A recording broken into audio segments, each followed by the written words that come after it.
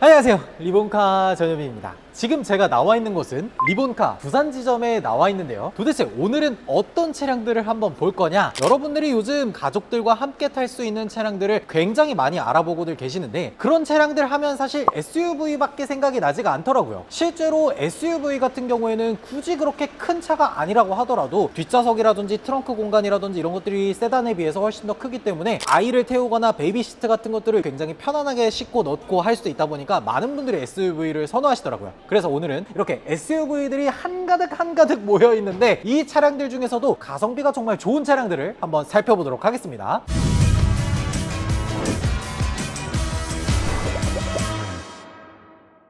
뭐 여기 베뉴 같은 애도 있기는 한데, 사실 저는 베뉴는 그렇게 추천하는 편은 아니에요. 왜 그러냐면 단가가 별로 안 돼. 베뉴의 신차 가격들이 보통 2천만 원 초중반 이렇게까지 가거든요. 근데 얘 같은 경우도 지금 한 5년 정도 지났는데도 불구하고 아직도 1650만 원이라는 가격을 유지하고 있어요. 그래서 그렇게 추천하는 편은 아닙니다. 감가가 조금 많이 된 차량들로 좀 오면은 이런 애들도 있습니다. 예전에 현대자동차의 가장 큰 SUV다 라고 하면은 산타페이던 시절이 있었어요. 그리고 그 산타페를 넘어서 베라크루즈가 한번 나왔었죠. 그 베라크루즈가 단종되고 나서 새롭게 나온 게 맥스크루즈입니다. 이 맥스크루즈가 생각보다 굉장히 큰 차량인데 전장이 거의 5m에 가까운, 팰리세이드보다 살짝 작은 그 정도 크기를 가지고 있어서 3열까지 있는 차량으로 구매하시는 분들이 꽤 있었거든요. 나는 카니발 같은 거 싫어, 근데 사람은 많이 탔으면 좋겠어 라고 하는 분들이라면 이 맥스크루즈를 선택하는 분들이 계시더라고요. 맥스크루즈가 디자인 자체도 깔끔하고 괜찮지만 실내를 봤을 때 옵션이 생각보다 안 꿀렸었거든요. 우리가 맥스크루즈가 되게 옛날 차라고 생각할 수는 있어요. 옛날 차긴 하지. 옛날 차긴 하지만 옵션이 진짜 빵빵하게 들어가 있는 게 뭐냐면, 일단 디스플레이나 이런 것들 거의 다 들어가 있고, 이게 아래쪽으로 보면 통풍 시트라든지 이런 것들도 다 들어가 있어요. 생각보다 가성비 있게 패밀리카로 유지할 수 있지 않을까? 그런 생각이 드는 거죠. 근데 제일 중요한 거는 가격이잖아요. 가격. 이런 대형 SUV임에도 불구하고 보통 한 7년 정도 됐고 주행거리가 한 7, 8만 정도 됐을 때 1000만 원 중후반을 유지하더라고요. 1000만 원 중후반 정도의 돈을 주고 살 수 있는 차가 뭐가 있을까라고 생각해보면 스포티지 더볼드나 투싼 약간 구형 이런 차량들을 살 수가 있어요. 그렇기 때문에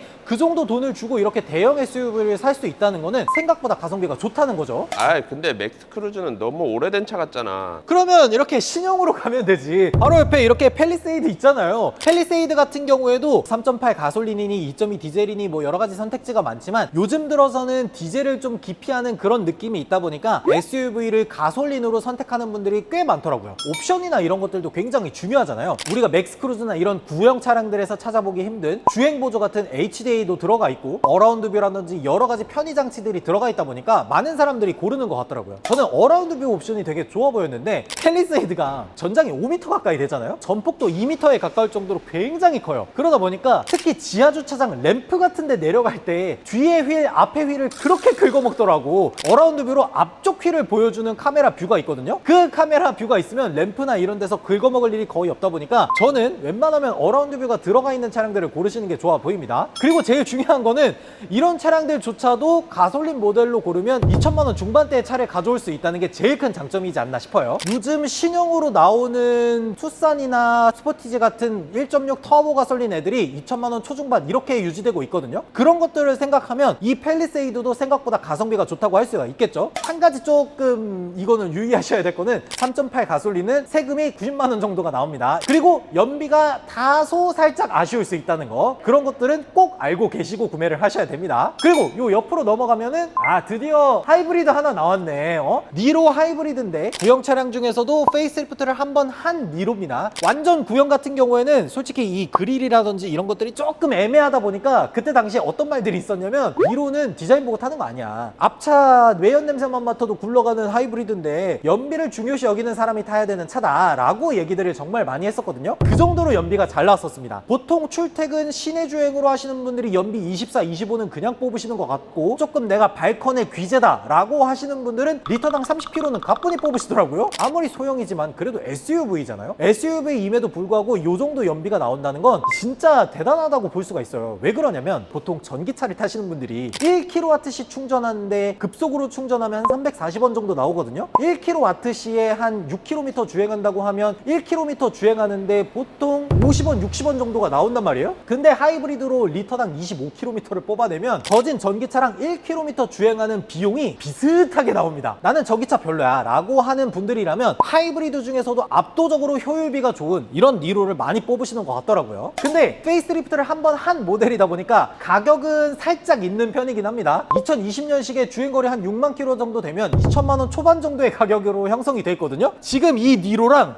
옆에 있는 이 팰리세이드랑 가격 차이가 200만 원밖에 안 나. 연비가 좋아 라고 하면은 니로로 가는 거고, 아이 나는 연비 조금 포기하더라도 가족들이 편안하고 넓게 탔으면 좋겠어 라고 하면 팰리세이드로 가는 거죠. 그리고 좀 더 가성비를 생각한다 라고 하면은 이런 소렌토 구형 버전 같은 것도 있습니다. 소렌토가 신형이 워낙 잘 나가서 그런데 구형 버전도 생각보다 인기가 꽤 있었던 차량이에요. 근데 페이스리프트 이전 모델 같은 경우에는 사실 그렇게 추천하는 편은 아니에요. 가격이 내려가서 훨씬 더 저렴하다 라고 하기는 하지만 여러 부분에서 개선된 사항들이 정말 많거든요. 지금 이 차량 같은 경우에는 2017년도에 나왔던 노블레스 트림이지만 2018년, 2019년도 이때쯤에는 노블레스보다 한 단계 더 올라간 마스터 트림이 있었거든요. 근데 그 더 마스터 트림에는 우리가 지금 출시되는 차량들에서 볼 수 있는 주행 보조라든지 여러 가지 편의 장치들이 정말 많이 있어요. 근데 심지어 그런 차량들도 1000만 원 후반대에 나오고 있습니다. 그래서 이런 차량들은 보통 어느 분들한테 필요하냐면 차가 좀 컸으면 좋겠어. 근데 팰리세이드 같은 애들은 너무 커서 가족들이 운행하기에는 조금 힘들어. 그런 분들이 선택할 수 있는 선택지가 산타페 아니면 소렌토인데, 산타페는 비슷한 연식의 소렌토에 비해서 한 100만 원에서 200만 원 정도가 더 비싸다 보니까 이런 소렌토로 오는 거죠. 그리고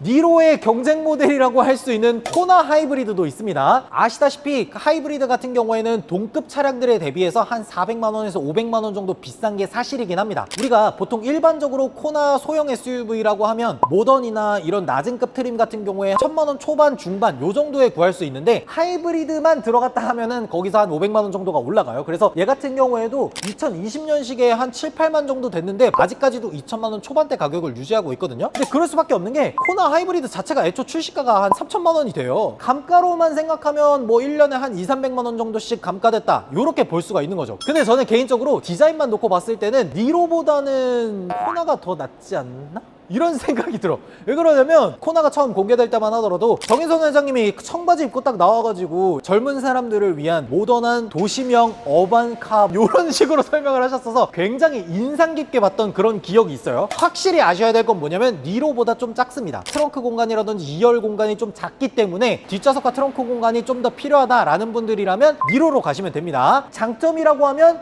니로보다는 2, 300만 원이 싸요. 그거는 장점이라고 할 수가 있습니다. 그리고 요 옆으로 가면은 스포티지 중에서도 구형 스포티지가 있어요. 스포티지도 완전 구형이 있고 스포티지 더볼드 모델이 있는데, 얘 같은 경우엔 스포티지 더볼드죠. 우리가 눈뽕티지라고 많이 부르는 바로 그 차량이에요. 눈뽕티지. 그리고 유독 이 스포티지는 서스펜션을 자르고 다니는 분들이 많더라고. 근데 그럴 거면은 SUV를 타는 이유가... 아유 SUV 좋지, SUV 좋지. 어쨌든 스포티지 같은 경우에도 지금 현행 스포티지가 워낙 잘 나가다 보니까 구형 스포티지가 아무래도 좀 인기에 가려진 그런 느낌이 있는데, 가성비적인 측면으로만 보면 구형 스포티지도 생각보다 괜찮죠. 페이스리프트 이전 모델 같은 경우에는 옵션이나 이런 것들이 워낙 많이 빠지니까 사실 그렇게 추천하는 편은 아니고 페이스리프트 이후 모델로 보는 걸 추천드립니다. 그런 차량들 같은 경우엔 실내 디스플레이라든지 편의장치 옵션들이 생각보다 많이 들어가 있거든요. 1000만 원 초반에 완전 구형 스포티지를 찾는 것보단 그래도 한 4, 500만 원 정도 더 주고 이 스포티지 더볼드를 구하는 게 훨씬 더 좋다고 생각이 듭니다. 그리고 저 뒤쪽에 아주 재미있는 차가 하나 더 있는데 그것까지 한번 보여드리도록 할게요. 아까 제가 소렌토 설명하면서 더 마스터 버전이 있느니 뭐니 뭐 그런 얘기를 했지만 진짜 더 마스터 버전 여기 있었어요. 더 마스터 버전 같은 경우에는 1000만 원 후반에서 2천만 원 요 정도 사이에 형성이 돼 있는데, 말씀드렸다시피 실내에 가면 2019년식 이후부터는 차선 이탈 방지 보조나 차선 유지 보조 이런 것들이 또 들어가 있어요. 그리고 디스플레이라든지 통풍 시트라든지 이런 것들도 죄다 들어가 있다 보니까 가성비로만 따지면 소렌토 더 마스터 버전이 진짜 좋은 거죠. 이 소렌토 더 마스터가 출시된 지 한 5년 정도 지났거든요. 그래서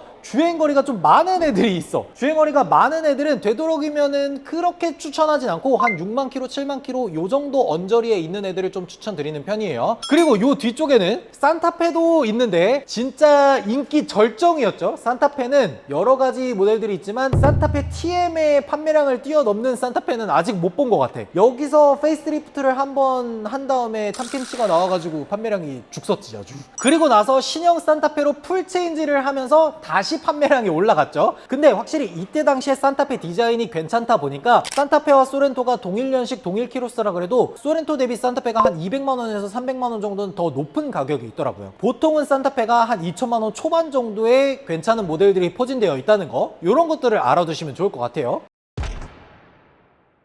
네, 오늘 이렇게 국내에서 정말 가성비 좋다고 얘기할 수 있는 SUV들, 소형부터 중형, 준중형, 대형에 이르기까지 정말 다양하게 한번 쭉 살펴봤는데, 확실히 경기가 좀 어렵고 이러다 보니까 주머니에서 나가는 돈을 최대한 줄이려고 하는 느낌이 요즘 들어서 드는 것 같더라고요. 그러다 보니까 많은 분들이 1,000만 원대에서 2,000만 원대 사이 정도의 가격을 가지고 있는 중고차들을 정말 많이 찾는 것 같은데, 여러분들의 목적이 어디에 있는지 이런 것들을 마음속에 딱 정해둔 다음에 이번카 홈페이지나 이런 곳에 오셔서 차량들을 한번 탐색해 보는 것도 좋을 것 같다는 생각이 들었습니다. 만약에 여러분들이라면 1,000만 원에서 2,000만 원 사이대에 있는 다양한 SUV들 중에서 어떤 차량을 끄면 굉장히 좋을지 댓글로 달아주시면 좋을 것 같습니다. 지금까지 저는 이번카 전유빈이었습니다. 감사합니다.